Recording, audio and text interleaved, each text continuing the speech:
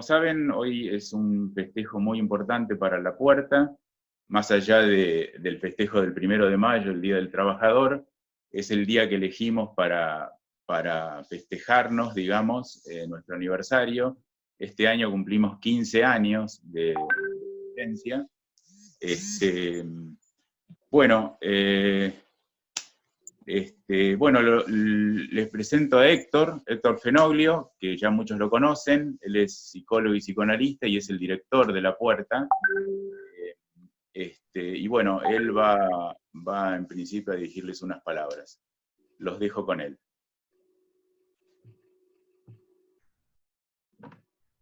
Bueno, antes que nada, buenísimas tardes. Y es un gusto gigantesco volver a juntarnos por este medio. Como decía Juan, hace 15 años que venimos festejando, celebrando el 1 de mayo del Día de los Trabajadores, y además que hemos elegido como el Día de La Puerta. La Puerta es un centro de salud, arte y pensamiento que articula todas estas actividades o estas disciplinas en una sola práctica integral. Y es un proyecto político institucional que ha elegido desde el inicio el lema "Hay otro mundo, pero está en este". Con esto englobamos todas nuestras prácticas y maneras y actividades. Hace 15 años comenzábamos, y todos sabemos que en nuestro país sostenernos de manera autogestiva durante 15 años no es nada sencillo, y no solamente nos sostuvimos, sino que fuimos creciendo y desarrollando muchísimo nuestra actividad. Por primera vez nos encuentra por este medio. Por lo general siempre hicimos un encuentro comunitario. Nuestra manera de pensar es comunitaria y de actuar. Y siempre hicimos todos los años un locro y actividades artísticas, además de una charla conceptual acerca de lo que implica nuestro proyecto. Bueno, hoy es el primer año que no podemos hacer un locro, prometemos hacerlo en cuanto se pueda, y hacer las actividades artísticas. Estamos acá, todos sabemos que nos encontramos así por la pandemia que estamos padeciendo, y que la crisis sanitaria que se desató en el mundo, creo que es un evento, todos también sabemos que es un evento de una situación inédita, creo que en la historia de la humanidad, donde estamos pasando todos, en todo el mundo, la misma situación. Lo que comenzó siendo aparentemente una crisis sanitaria, se desató rápidamente una crisis civilizatoria. La civilización, tal como venía desarrollándose en los últimos muchos años, digamos desde por lo menos 200 años, entró en crisis. Y para usar las palabras del Papa, que no están malas, justamente dice: acá se acabó una civilización del derroche. La crisis actual sanitaria y civilizatoria, creo que todos de alguna manera la presentíamos. Sabíamos que iba a pasar algo así. Vino por un virus que fue algo que estaba previsto y anunciado de hace ya muchos años. Podía tranquilamente venir por ahí. Podía venir por una crisis ambiental de cualquier tipo. Es decir, estamos en curso de una crisis ambiental, todos sabemos, del calentamiento global, de la atmósfera, del agua. Es decir, por donde miremos, podíamos chocar. Chocamos en esta porque, bueno, tal vez alguna vez se sabrá por qué chocamos en esta. Pero de todos modos, insisto que todos sabíamos que esto podía ocurrir. Cuando apenas se desató la pandemia pensamos, bueno, es una crisis sanitaria,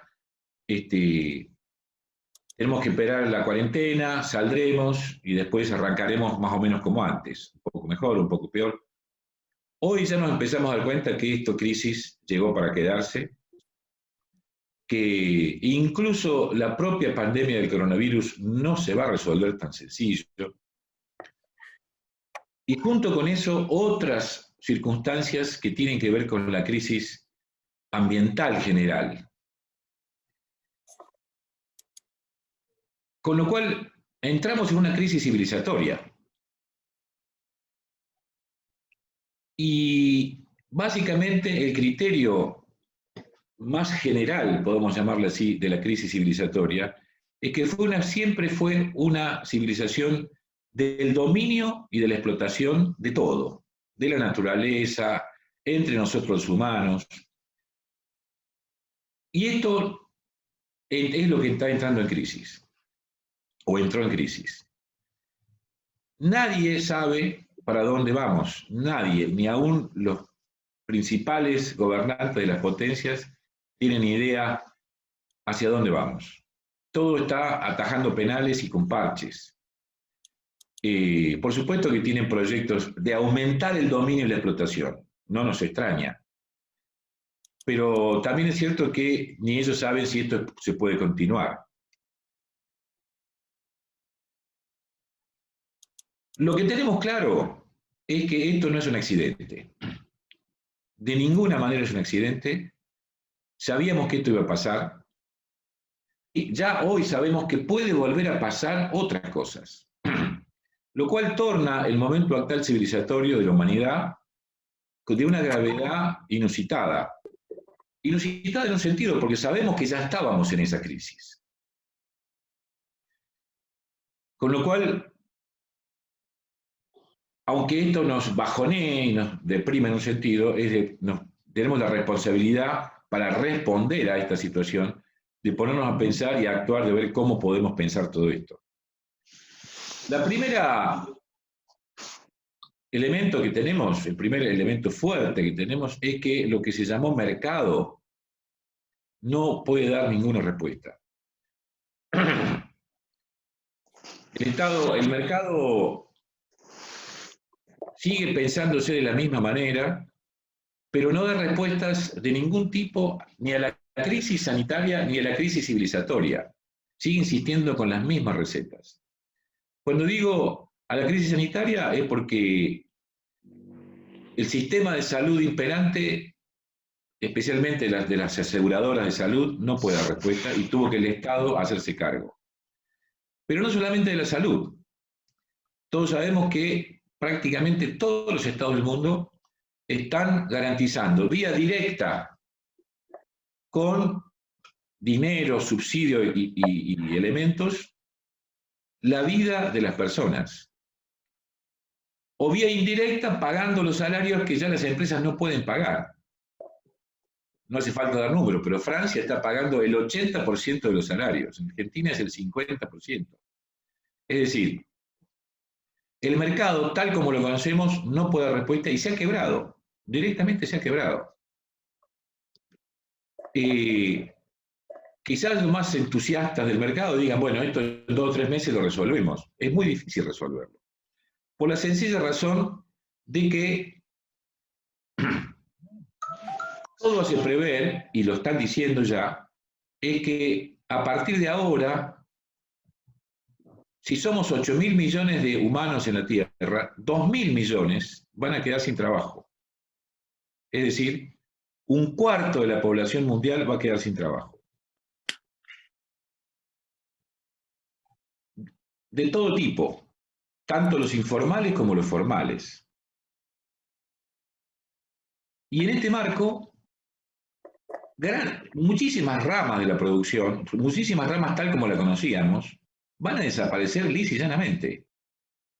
Por ejemplo, que es la aviación, muchas ramas del transporte, el turismo ni hablemos, y podemos seguir. Con lo cual, ¿qué va a pasar con todas las personas que de alguna manera trabajaban ahí, porque estamos en el Día de los Trabajadores, Nadie lo sabe.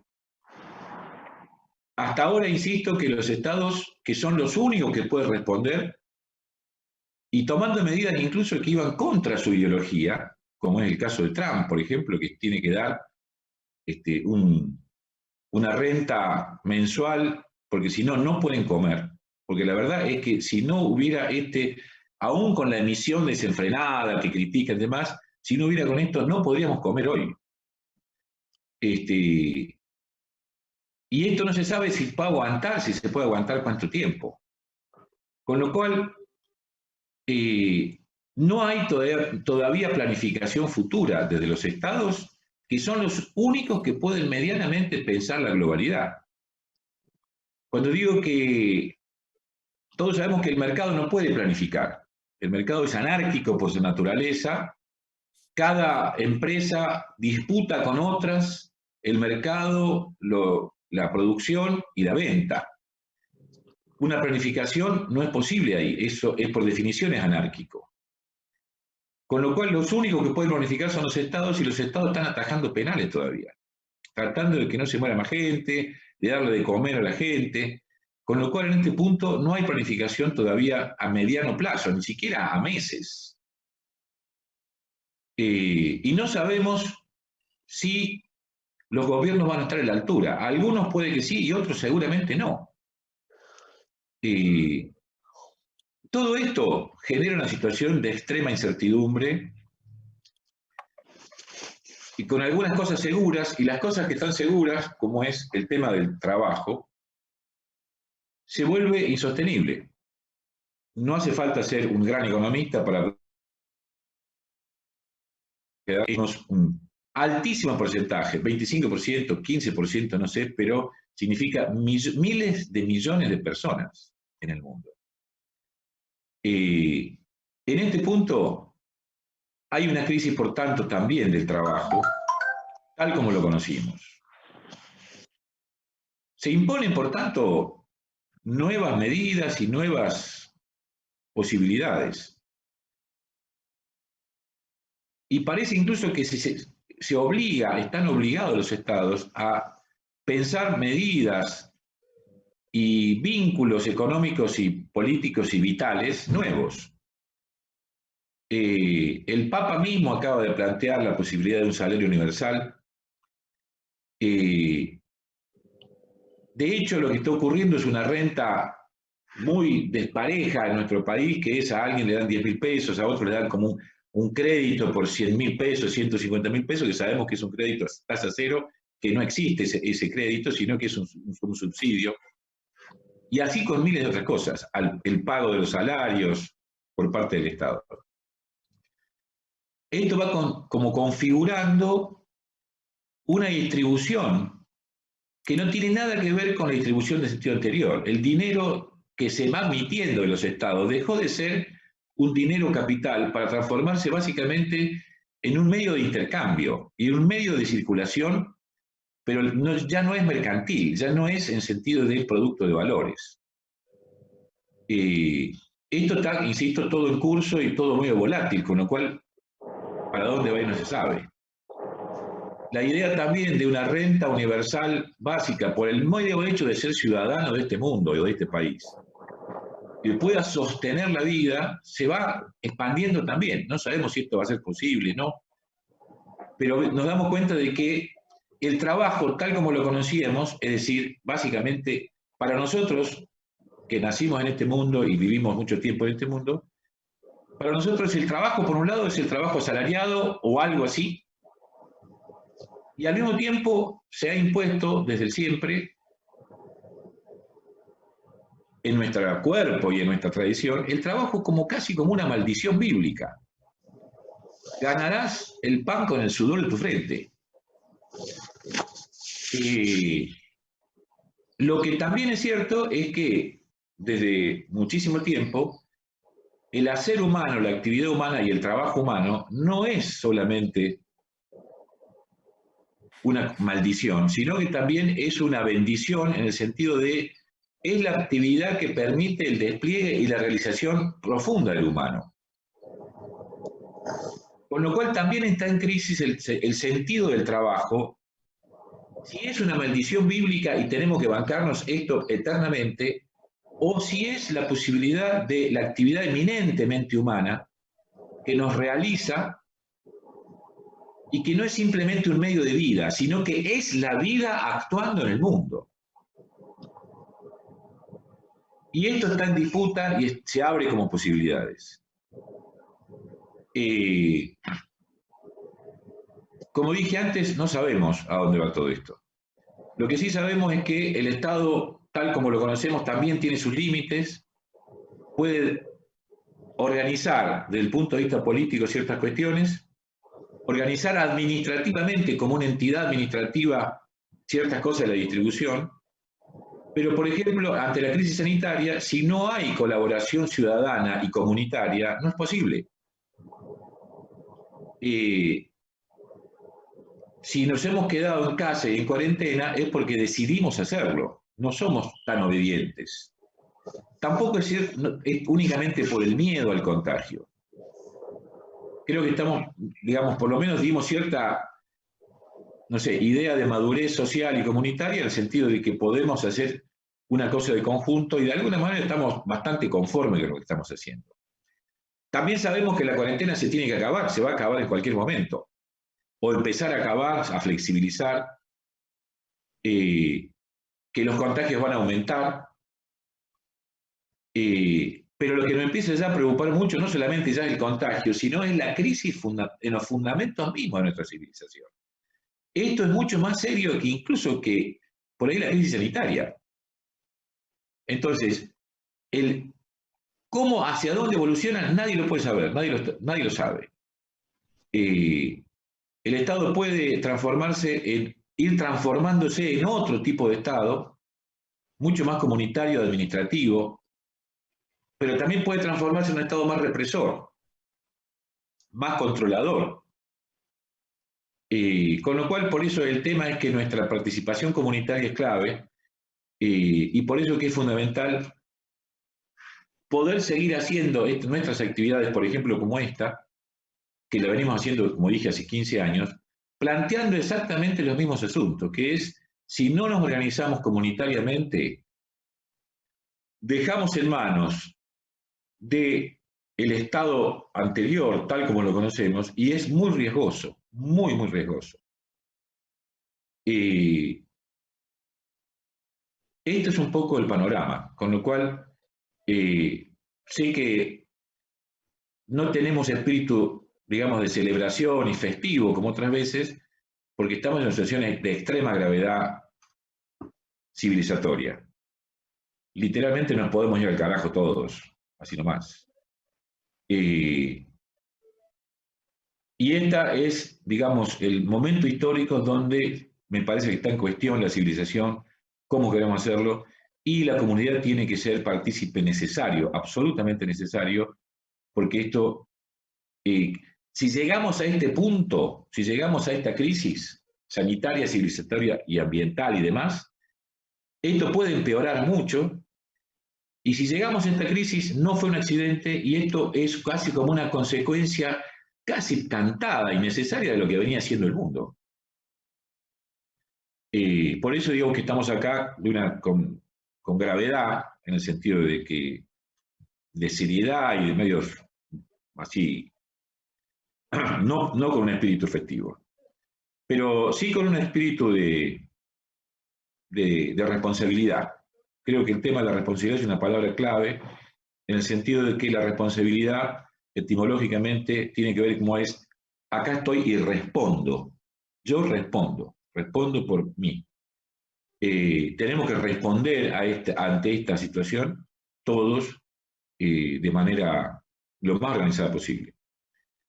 Corto acá y le cedo la palabra a Vicente Cito Lema, que no sé si todos lo conocen, creo que sí, pero por las dudas lo presento mínimamente porque su trayectoria es tan enorme, tan rica y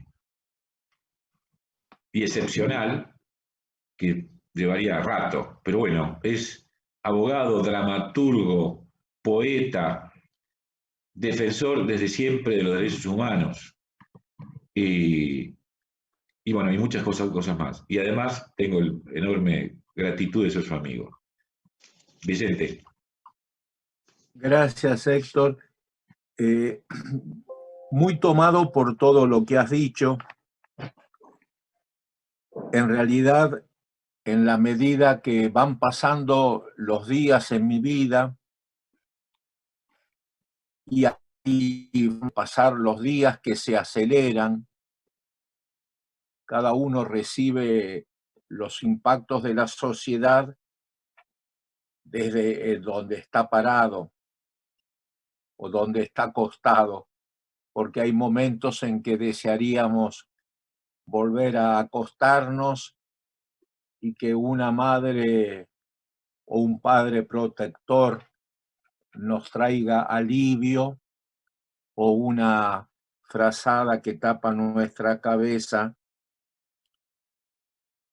entrar en algún sueño que no sea pesadilla. Y muchas de las cosas que has dicho, siendo fiel a lo que es mi propia costumbre intelectual, me despiertan como antes que nada el deseo de responder. Porque si no, pareciera que uno ya viene con su discurso armado y de golpe pasan cosas antes que uno hable y hace como que no pasó nada y sigue con su plan absoluto y rígido, y lo que escuchó pareciera que así como vino se fue. Y para mí no es así. En general, salvo cuando voy a dar alguna clase que por razones, digamos, formales, el docente empieza, yo me dejo llevar cuando me toca, especialmente en los últimos años, que por una cuestión de edad, de envejecimiento, de formalidad social, en general hablo último. Y ahí entonces me planteo siempre, yo estuve preparándome para decir cosas, y ahora te escucho a vos y tengo que dejar, no por cortesía, sino por el impacto que me produjo, lo que iba a decir, y tomar al mínimo o como mínimo algunas de las cosas que pasaron por tu cabeza y que compartiste y que seguramente impactaron en muchos de nosotros. Por ejemplo,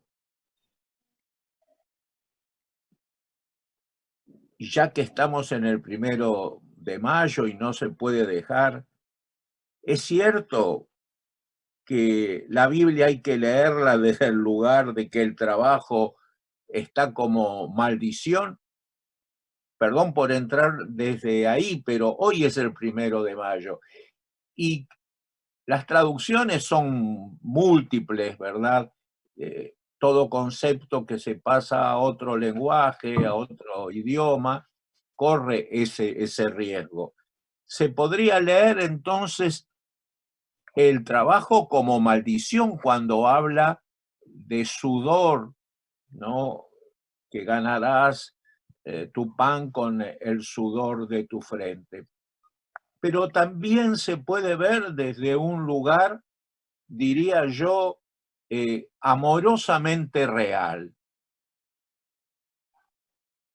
Porque modificar la vida es una gigantesca aventura humana. Tal vez es la posibilidad de ser dioses la que se abre ante nosotros. Podríamos leer la Biblia también como el Dios de todos, que nos da la libertad de convertirnos también nosotros en dioses a partir de crearnos a nosotros mismos. Y todo proceso creador, del trabajo en general, más ligado a mi vida cotidiana, del arte en particular, del pensamiento en particular, es un trabajo arduo. Ahora tengo 80 años, pero creo que mis primeros trabajos fueron a los 15 años, o sea que llevo 65 años trabajando y no logro más que tartamudear mi lengua. Me sigo creando. Puedo sin pudor decir, fui mi padre y mi madre, y tengo conciencia que no terminé de ser ni de hacerme. Entonces, el trabajo tal vez sea el desafío más grande de la libertad humana para generar la legitimidad y no la legalidad de nuestras vidas. Y también me despierta lo que vos decís, el tema de la conciencia. Aquí más de una vez yo he reflexionado, porque no creo que la conciencia sea algo que está en nosotros o algo que se despierta, porque si se despierta es porque está. Y yo creo que más que estar, es un ser que debemos poner en pie. Y eso es también una gigantesca tarea, un trabajo. El trabajo de generar conciencia. La conciencia es una forma de la creación humana, como es la belleza. Se me dirá, Vicente, la belleza ya está en la naturaleza. Puede ser que esté, pero no es. La belleza está, pero para ser esencialmente lo bello, tiene que ponerse en pie. Y el ponerse en pie, el darle identidad, el darle humanidad a la belleza de la naturaleza, es un acto propio de la criatura humana. Hasta me atrevería a decir que los dioses no pueden sentir la belleza, porque siempre hace falta del otro para que la belleza sea. Más aún me atrevo a decir que el ser humano no es hasta que el otro lo hace, lo pone en pie, lo empuja amorosamente. Y todas estas cosas, obvio, están en juego. Y desde ya aclaro que si la conciencia crece hoy y modifica la civilización o produce otra civilización, no es un buen camino el que empieza, es un camino aterrador y muy abierto a lo que pueda pasar, porque nada de buena eternidad crece desde lo podrido. Se necesita una tierra muy profundamente fértil, limpia, para que la creación sea. Nada de buena eternidad crece sobre tierra podrida. En lengua de un gran revolucionario, del Che, nada del ser humano tal como es hoy puede ser el germen de la nueva criatura humana. Y si la construcción de esa nueva civilización necesaria, inexorablemente necesaria, se da a partir de la pandemia, nacerá del horror, del dolor, del miedo, de la muerte. En lengua de Spinoza, nacerá de todas las pasiones tristes, porque no hemos llegado a este momento de plantearnos, en el 2020 creo que estamos, una nueva civilización por un impulso amoroso hacia el otro, por un impulso amoroso a la naturaleza, por un impulso amoroso, algunos a algún Dios, otros a la propia criatura humana, a la vida, ¿verdad? No, están haciendo del miedo, están haciendo de la peste, que de bella tiene poco y de divinamente humana nada. ¿Pueden los sobrevivientes dar vida? ¿O el pecado de estar vivos mientras los otros morían nos genera una angustia permanente que nos ata en la capacidad de crear? Porque ese es el otro tema. Si una civilización se termina, habrá que producir una nueva civilización, es el desafío. Y otra vez lo mismo. ¿Puede la necesidad solamente generar la vida, pero una vida que no sea, diríamos, la vida en la muerte que hemos vivido hasta el día de hoy, sino una vida en la vida, por más que sepamos que la muerte está ahí, pero ya sería entonces la posibilidad de entender la muerte como un momento de la vida, no el final de la vida, no el terror, porque ya no hay vida.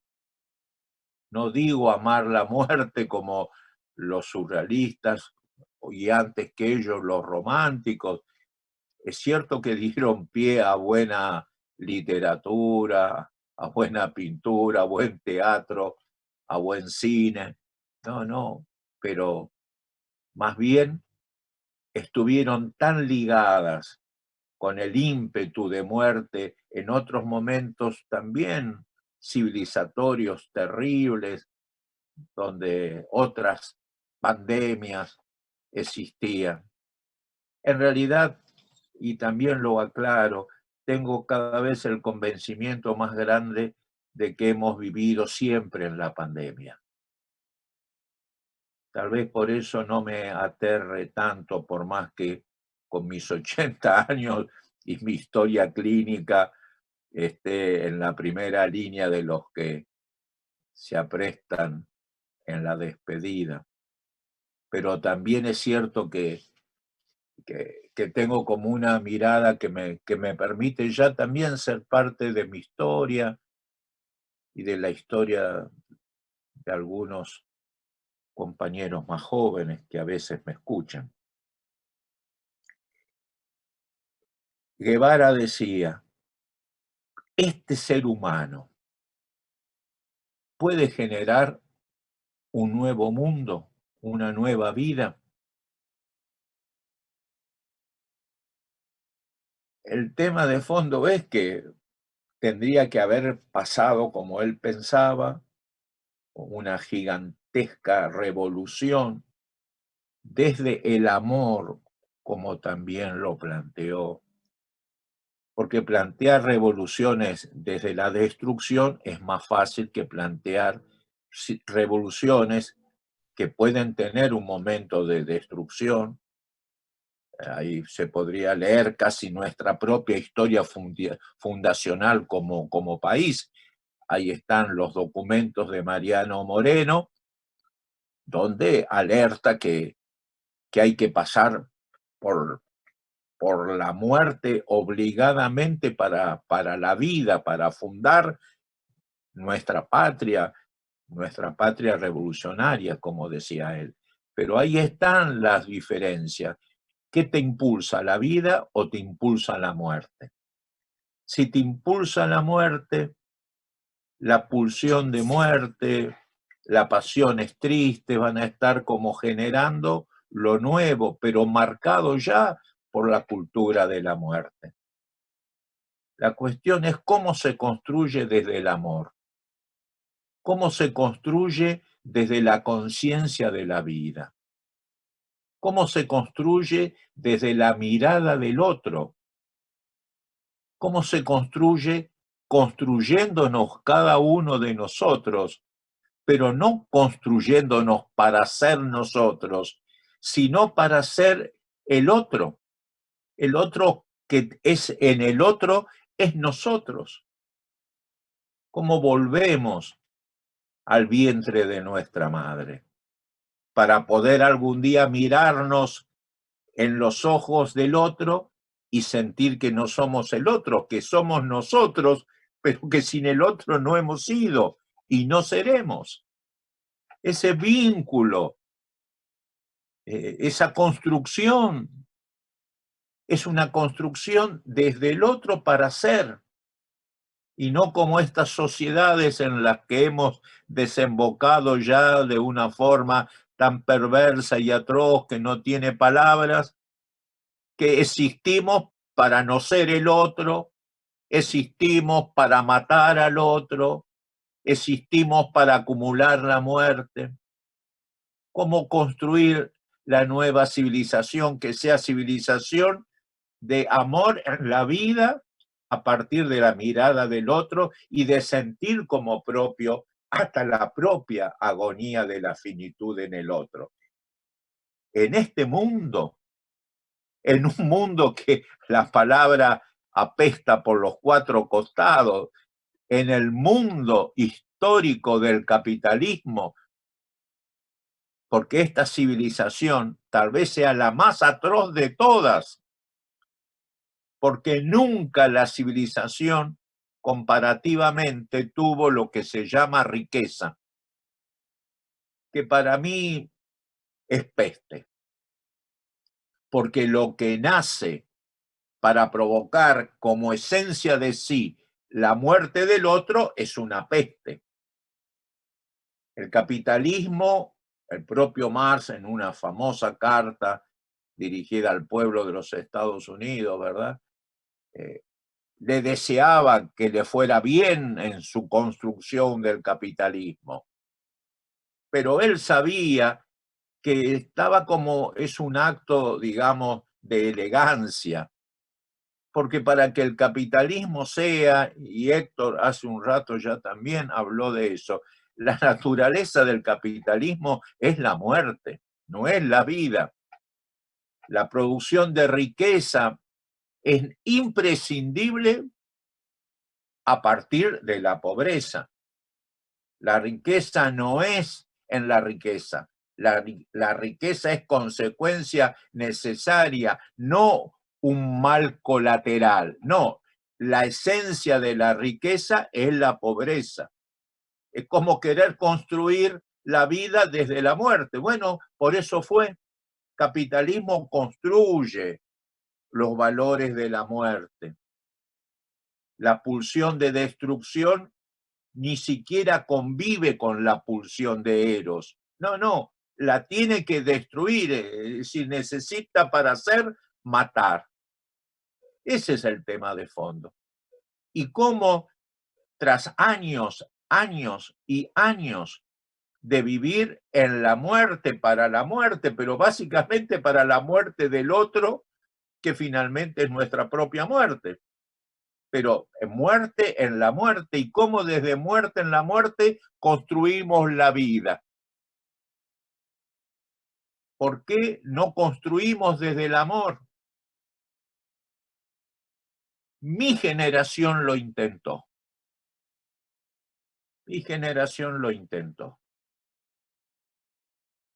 Y tiene un solo valor. Mientras pudo intentarlo, lo intentó. Hemos pagado con usura, pero al final del camino podremos decir: cuando hubo que soñar, soñamos a lo grande. Y nos equivocamos a lo grande.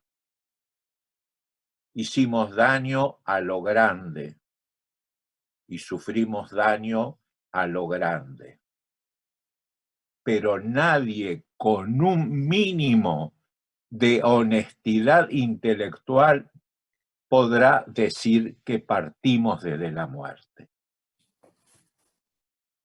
Partimos desde la vida. Y como era de imaginarse, en tiempos rotundamente mortuorios, ese viejo concepto de la relación de fuerza podía, desde antes de la partida, decir quién era el ganador de la historia.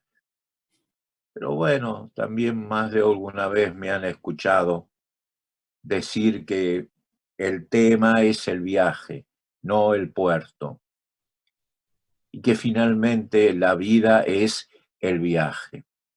¿Cómo nosotros, criados en la sociedad de la muerte, podremos construir la sociedad de la vida? Nosotros que no creemos en la maldición del trabajo, creemos en el esfuerzo del trabajo. Escribir un pequeño poema nos puede llevar la vida entera. Sudar a lo perro, el alma también suda. Pero es el hermoso sudor del esfuerzo. El tema es que detrás de ese esfuerzo uno pone el logro del amor, de la belleza, de la fraternidad, como diría Aristóteles, de lo bueno o del bien. Y en la construcción del capitalismo, el trabajo, y ahí sí, ¿no? Vendría el concepto bíblico que trajo muy bien Héctor, ¿no? De maldición. Es cierto, en el capitalismo el trabajo es una maldición. Eso es cierto, Héctor, en el capitalismo. Pero tal vez, perdón por citar otra vez Marx, el capitalismo tiene una sola virtud. Lo traduzco en lengua de la calle. Todo lo convierte en mierda. Todo. Absolutamente todo. En el capitalismo, el trabajo, en lugar de ser la producción de conciencia y belleza, la producción de humanidad, para que el estar no se convierta en el enemigo del ser, necesita realmente de su destrucción para ser. El tema es que si al capitalismo lo destruye la pandemia, mi miedo es que la construcción responda tanto al espanto que esté marcado por el espanto. Entonces, Vicente, ¿a dónde vas? Porque el tiempo de hablar, el tiempo de vida también, pero el tiempo de hoy se me termina. Entonces tengo que decir, superemos el espanto, superemos el miedo, superemos la angustia, superemos el tiempo y desde la apetencia amorosa digamos adiós al capitalismo y empecemos a construir. No por miedo a la muerte, sino por amor a la vida. Que la conciencia de la pandemia no nos impida generar belleza desde la belleza.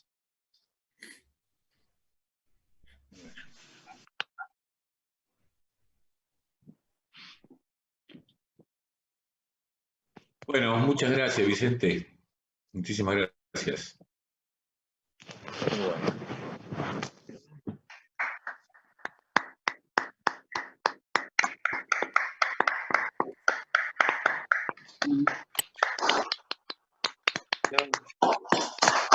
Gracias, Vicente.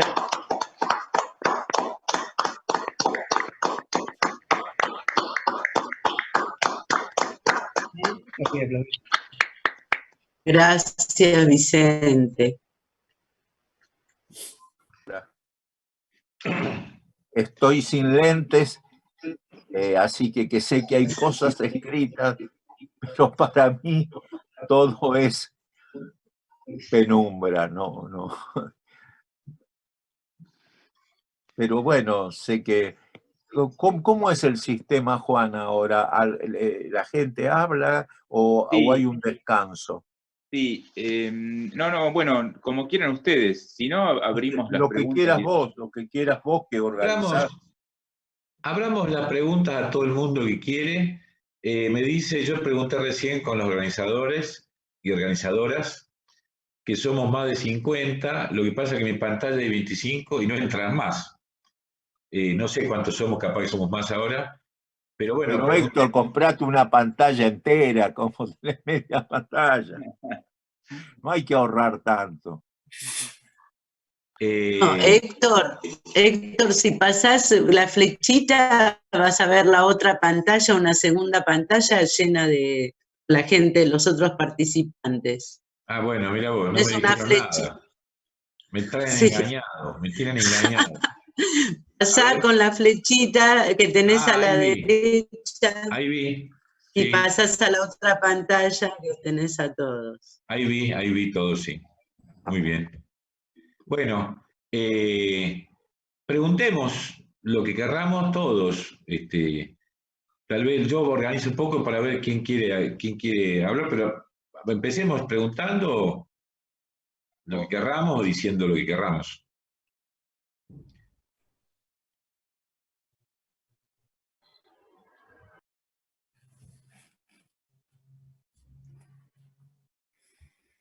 Recuerde el que pregunta, abrir el micrófono. Juan, Simplemente agradecer este momento al Centro La Puerta por organizarlo y especialmente a Héctor y a Vicente, que he estado escuchando atentamente y como siempre son no solo excelentes oradores, sino excelentes pensadores que nos acompañan en este momento que realmente es muy complejo. Simplemente esto. Muchas gracias. Gracias. ¿Puedo? Sí. Bueno, agradezco mucho esta charla. A Vicente realmente lo admiro, hoy conozco a Héctor y para mí es un placer. Veo que Vicente habló de que existe una angustia, pero yo siento que a veces es una alegría poder estar haciendo algo por el otro, como es esto que todos vivimos en cuarentena, porque estamos demostrando amor hacia el otro. Los que creemos es que en esta cuarentena se nos abre un panorama hermoso para pensar los tiempos que vienen, los tiempos de comunidad, qué cosas son válidas y qué cosas no. Por ejemplo, el dinero es un elemento que creó el hombre para intercambio, no para acumulación. Entonces, si no tenemos que pensar si el valor, el dinero, por ejemplo, no tiene valor cuando se acumula, pero sí cuando se distribuye para el intercambio. El poder trabajar, ya sea intelectualmente, corporalmente, es un placer que tenemos los hombres para ganarnos nuestro pan. No puede ser nunca una maldición, es una bendición, porque con este pan alimentamos a los nuestros y nos alimentamos a nosotros. Alimentamos a nuestro hijo que está creciendo y nos alimentamos, ya sea espiritualmente o ya sea físicamente. Entonces, si pensamos, hay muchos que piensan en Dios. Los que no creemos en un Dios celestial, por ejemplo mi caso, pienso que todos somos Dios, que no puede faltar uno solo, porque si no nos falta una parte de ese Dios bueno. Entonces, yo decía de que no hay causa justa y noble que merezca muerte.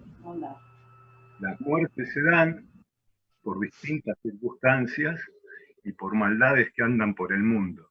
Entonces, en este tiempo es hermoso pensar cómo se puede construir sin una muerte más, con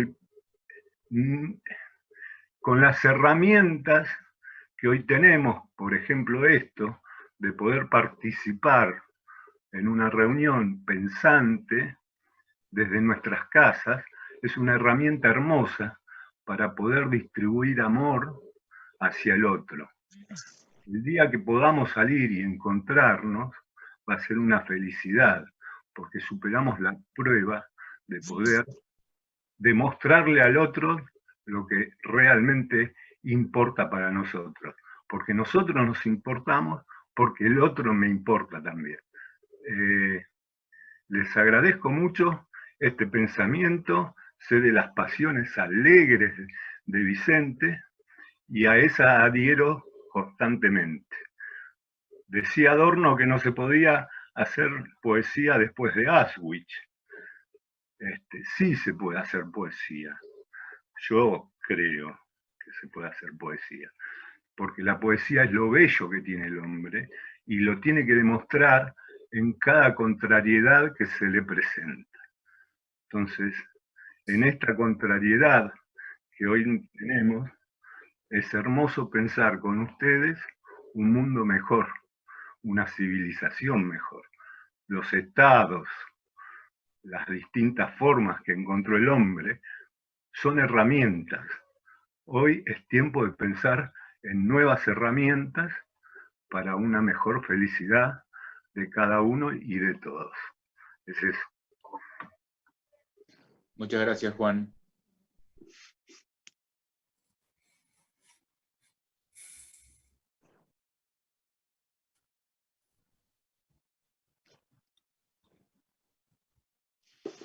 Yo quería decir una cosa, que es la que me está preocupando bastante. Es, bueno, la construcción, el fin de una etapa, yo creo que esta es una etapa del capitalismo que llega a su fin. Y eso me preocupa, no lo veo como el fin de la civilización, desgraciadamente. Hemos visto que el capital ha logrado superar crisis que parecían terminales.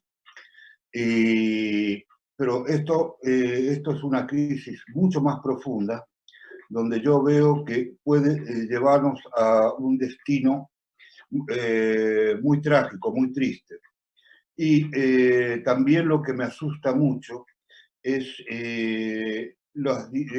digamos que esto es una carrera de ratas, que ha sido el capitalismo, y si lo ponemos del hemisferio norte, del hemisferio sur, hay desde el hemisferio norte, de los países ricos, esta carrera se corre ya con ventajas, porque no se modifica en lo esencial que es la explotación. Las herramientas de explotación van a seguir estando en las mismas manos. Por otro lado, hay cosas que sirven, son esperanzadoras. No sé si van a atreverse a tantas aventuras bélicas, porque también los ejércitos se enferman.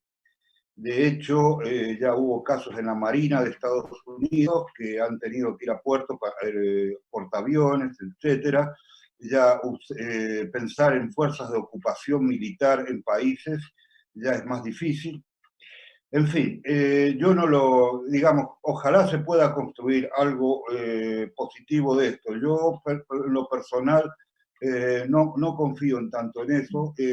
No está las clases explotadas tan organizadas como estaban quizás a principios del siglo pasado. La situación histórica es completamente otra, las sociedades están muy fragmentadas. Aquí hay una guerra de pobres contra pobres también, en todos los países. Es la guerra de los trabajadores de cada país contra los sin papeles, o el racismo. En fin, hay un montón de contradicciones en esta sociedad que echa muy malas bases para construir una mejor. Espero que se pueda, pero yo en lo personal no soy tan optimista. Era eso.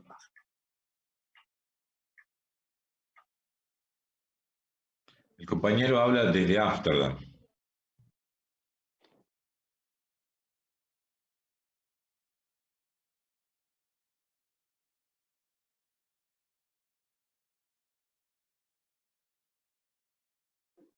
Alejandra. Sí, bueno, para los dos, gracias para todos que estamos acá. A mí hay una cosa que me preocupa como permanentemente en diferentes niveles, tanto en el nivel de los vínculos personales como en el nivel de los grupos y de las sociedades. ¿Cómo se puede superar el vínculo dominador-dominado? ¿Cuáles serían ideas, criterios que nos vayan encaminando a salir de ese tipo de vínculo? Porque si no estamos siempre, uno domina, el otro es dominado, después pasa el que fue dominado a dominar, y no salimos de ese tipo de vínculo. Y una de mis preocupaciones permanentes es, bueno, a ver si podemos descubrir cómo salir de eso y cooperar, digamos, ¿no? Así que esa es mi duda, mi pregunta, algo me gustaría hoy llevarme.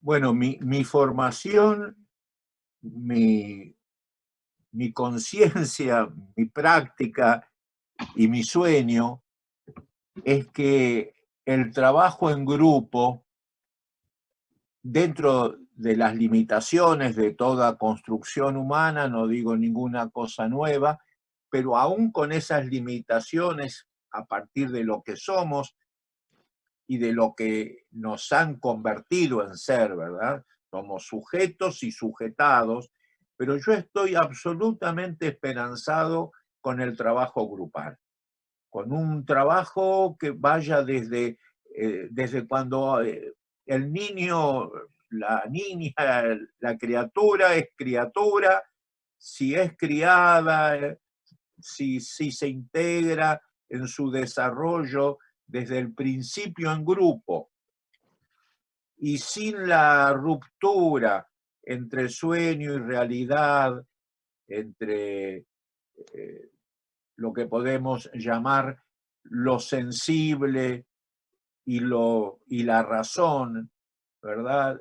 Si podemos romper esas falsas divisiones y si podemos, insisto, más que desde la enseñanza, desde el enseñaje, como enseñaba mi maestro, Pichon Rivière, en el sentido de que todo el amor se construye en grupo, la conciencia que crece y nos hace se construye en grupo, la posible felicidad humana o una más eficaz freudianamente lucha contra el displacer se produce en grupo, que el arte puede ser producido en grupo, la investigación, toda forma de modificación de la naturaleza y de modificación de los seres puede hacerse grupalmente, debe hacerse grupalmente. Si somos capaces de generar comunidad, belleza en la comunidad, conciencia en la comunidad, yo creo que no es lo mismo que la nada.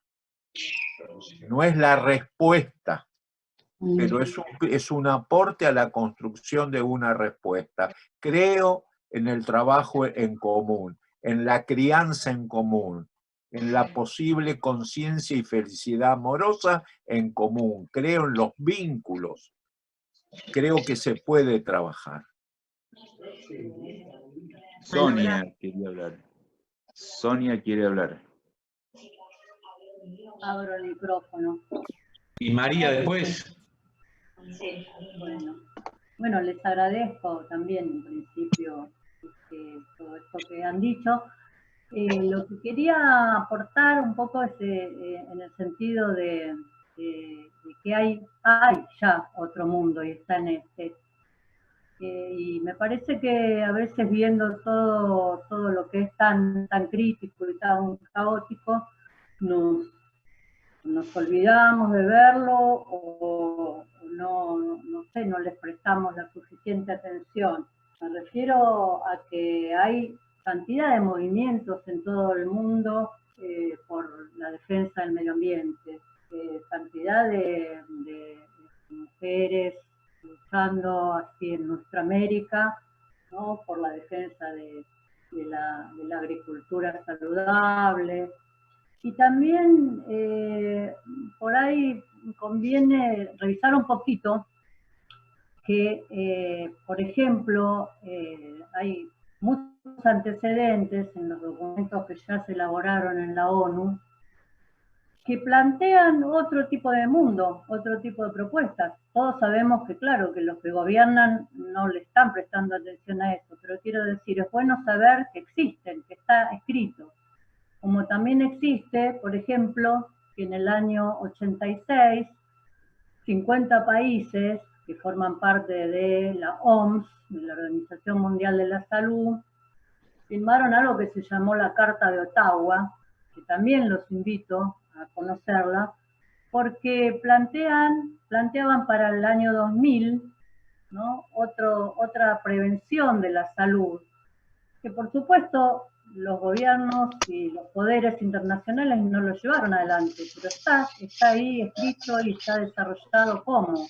Entonces, digo, todo eso también son recursos que ya tenemos para que esto que llamamos crisis, y que a mí me gusta también rescatar lo que decía Prigozhin, ¿no? Premio Nobel, que creó, reelaboró en base a otros principios también la ley de entropía, decía, bueno, lo que llamamos crisis, caos, es solamente un momento, ¿no? Un momento dentro de ese permanente cambio, transformación que hay en todo el universo y en todo nuestro planeta y en cada ser humano. Entonces, desde ahí también un poco rescatar esto que decía Vicente y Héctor, de que, bueno, somos creadores también, ¿no? En cada momento de nuestra realidad, y que también en la Laudato Si lo dice el Papa Francisco. Entonces, digo, sabemos que estamos padeciendo todo lo que padecemos, pero es bueno que le prestemos atención también a todo esto, a lo que la Organización Internacional del Trabajo ya también hace muchos años dijo de cómo replantear el trabajo, que no es solamente que nos vamos a quedar sin trabajo porque hay que inventar otros trabajos hoy en día, ¿no? Y rescatar otros trabajos ancestrales. Digo, todo esto está a mano, entonces usémoslo. Gracias. Gracias, Sonia. María. Después de escucharlos, en realidad me tienta el quedar pensándolos, pero y en silencio, por lo poco que puedo aportar. Pero una cosa me quedó entre lo que planteaban Héctor y Cito y Vicente y los demás compañeros y la pregunta que se hacía Alejandra, era esto de cómo hacerlo. Y yo pensaba cómo salir de esta crisis civilizatoria tendiendo a pactos o consensos civilizatorios nuevos. Era la pregunta que me quedó del primer taller, y Hoy lo que interpusieron en esto fue cómo hacerlo en medio de las pasiones tristes que Héctor me enseñó, que también define Spinoza, y que Vicente hoy sintetizaba, cómo construir desde la muerte. Y para terminar, no quisiera terminar con una discursiva bélica, pero yo creo que la comunidad se organiza por grupos, ¿tá? Y con un eje que entre nosotros sería esencialmente el amor y la solidaridad. Y para que esos grupos puedan ir defendiéndose en su hacer de estas pasiones tristes y de este embate de muerte y odio que el capitalismo y el neoliberalismo que nos toca vivir en casi todo el mundo nos impacta tanto, y que esta pandemia no hace más que sacar a la luz, porque aún los que negaban el cambio climático hoy tienen que trastabillar discursivamente porque es innegable. Y yo decía ir construyendo trincheras que nos defiendan grupal y comunitariamente de ese discurso del odio y de la muerte en medio de una amenaza pandémica. Y yo pensaba que este tipo de grupos, donde gira tanto pensamiento del bueno, son una verdadera trinchera. Y que desde acá algo vamos a construir, estoy segura. Gracias, María. María de Córdoba, si podés apagar el micrófono, que las cotorras inundan el aire. ¿Lo decís por mí? No, porque hay cotorras realmente ahí, creo. Sí, sí.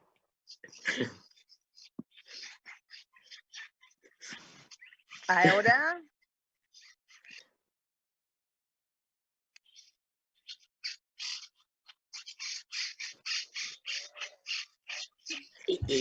¿Puedo? María, apagaste el... ¿Se puede hablar? Sí, sí, Oscar. Voy a tratar de ser pragmático y cortito porque creo que las intervenciones serían bueno que sean breves. Mi preocupación en este momento es en algún punto pragmática, que no desprecia en absoluta toda la mirada filosófica.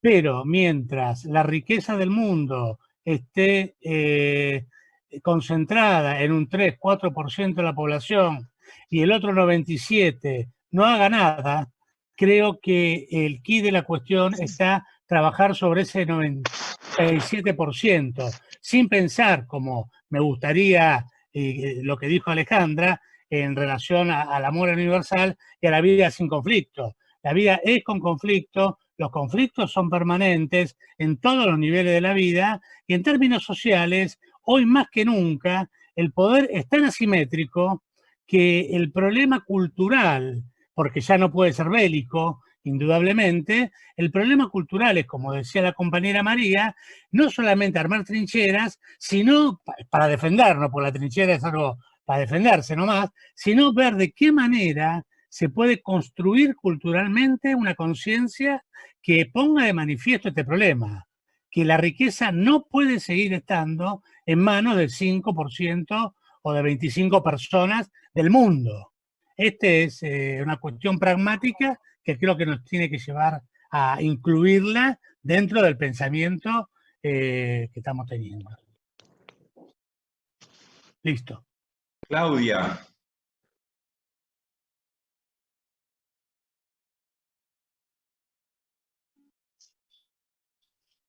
Claudia, levantaste la mano, ¿querés hablar? Da hablar nomás. Acá estoy, sí, hola. Bueno, primero agradecer, la reunión de hoy me parece realmente imperdible. Yo quería también hacer como un aporte, digamos desde otro lado. Yo soy psicóloga, pero también soy cantante y canto en el coro de la ex ESMA. Y siento que el arte está dando una respuesta también global a lo que está pasando. Me parece que como parte de lo que dice Vicentecito Lema, hay como todo un movimiento donde el arte salió a llenar los espacios y a acompañarnos en este momento. Yo soy muy idealista, sí creo en Dios, en el Dios de Spinoza, claramente. Y siempre pienso, ¿no?, que la canción Imagine, que le costó la vida a John Lennon y todo eso, sigue como rebotando dentro nuestro. Ahora hay un grupo uruguayo que les quería proponer que escuchen, si les gusta la música, que se llama 4 pesos de propina. Son un grupo maravilloso, 4 pesos de propina. El nombre de la canción se llama Mi Revolución. Y Mi Revolución habla de esto, ¿no? Como de la posibilidad de construir juntos y de explotar ese amor que llevamos dentro para poder trabajar. Yo particularmente todo lo que hago, lo hago con muchísimo placer, inclusive y fundamentalmente trabajar. Y celebro que haya este tipo de reuniones en este momento, las necesito, necesito como el aire que respiro. Estuve en otra reunión el otro día con Jorge Alemán, que también está en Facebook, en un grupo maravilloso también, y creo que esta es parte de esta construcción colectiva que tenemos que dar. Nada más que esto. Gracias, Claudia.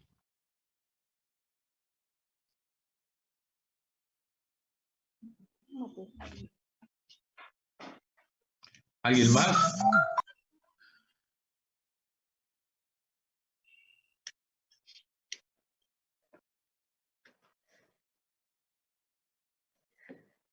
Bueno, si no hay nada más, vamos a ir cerrando. Vicente, ¿querés decir algunas palabras del cierre? Bueno. Dale, Yo quería Matías, decir, dale, Matías. sí, yo quería decir unas palabras. Yo lo único que quería era agradecer a mi familia por mi recuperación. Yo no quería nada hablar de política, ni de religión, ni nada. Primero, feliz día a todos los trabajadores.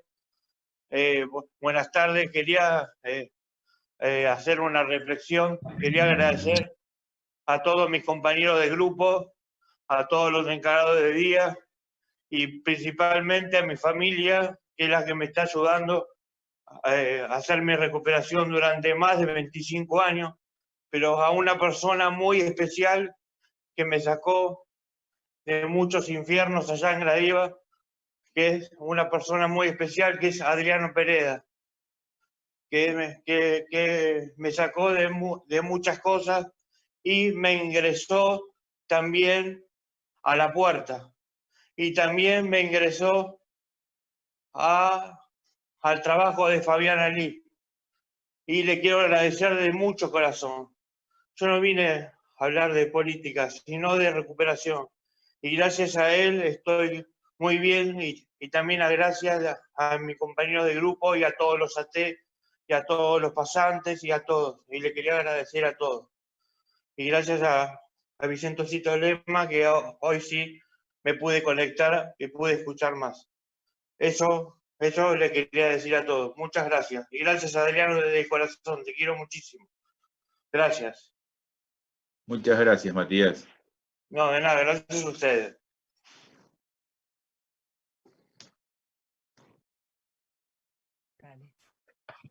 No, si me permiten, quería compartir con ustedes el recuerdo, porque de un día para otro, un entrañable amigo, Héctor Pelusa Carrica, secretario de Derechos Humanos durante muchos años del gremio de ATE, de Asociación de Trabajadores del Estado, ha fallecido, una muerte dolorosa. Y bueno, los antiguos dicen que los hombres que han sido rebeldes contra la injusticia quedan en nosotros desde la lucha. Y pienso entonces en Héctor Pelusa Carrica. Gracias. Gracias, Vicente. Mirta Otazúa levantó la mano. Sí, bueno, llegué un poquito más tarde a la reunión, quería pedirles disculpas porque tenía que filmar un video para la red, pero lo que estuve escuchando me llega muy profundo y me hace como vincularme para adentro conmigo misma, y con eso siento que me vinculo con cada uno de ustedes. Y lo que quería transmitir era el gran desafío que voy sintiendo, ¿no? Que está el desafío responsable que está en nuestras manos para poder construir esa nueva normalidad, o no sé cómo llamarla, que después nos va a albergar a nosotros como creadores, ¿no? Como creadores y constructores de esa realidad.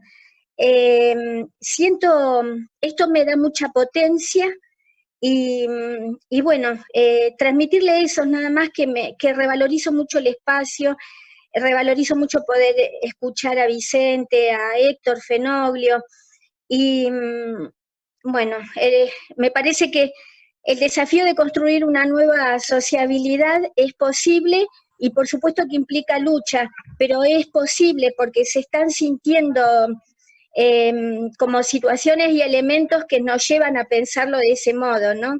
Y nunca más actualizado Spinoza en estos tiempos. Así que muchas gracias.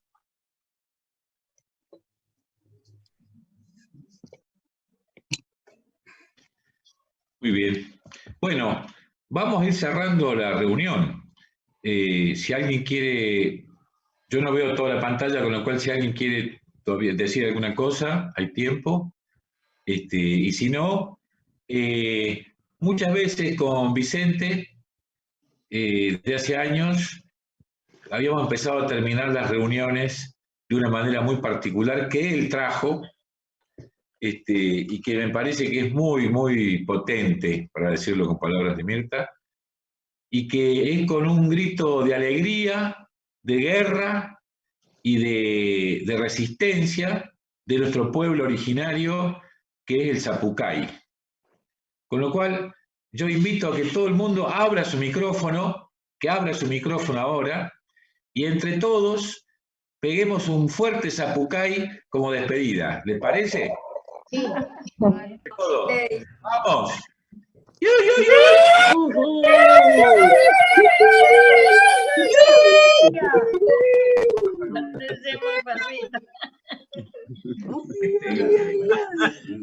Vicente habló del amor y creo que lo que estamos haciendo es un acto de amor también entre nosotros. También puedo aullar si quiere. Aprendí a aullar porque en una obra de teatro yo quería como mostrar cómo el personaje en un momento estaba muy angustiado y se sentía un lobo. E hice un curso, es decir, estuve viendo varias series donde los lobos aúllan y aprendí más o menos a aullar. Queremos escuchar, Vicente. No, pero ahora todos aprendimos a aullar. Bueno, primero tienen que poner el cuello, porque no es cuestión de... Vicente, dale. Dale Bueno, con todo. pero tienen que hacer así, tienen que hacer primero mover todo el cuello, porque si no, no sale bien. Después así.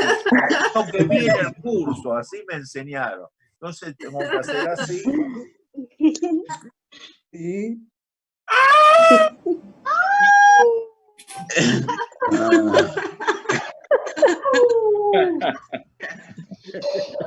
Bueno, si no ganamos... Con Norman Brisky, año de clase con tu amigo Norman Brisky, para Sí. hacer esto, mira.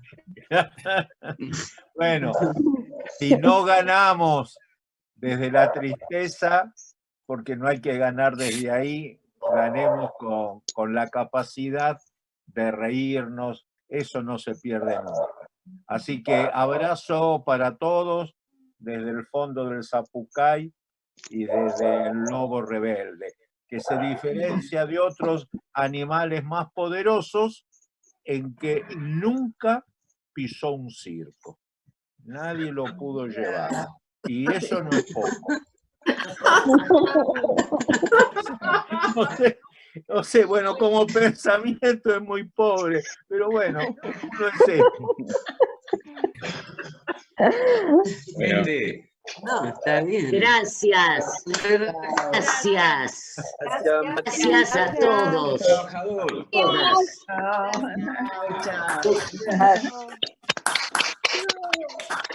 Gracias.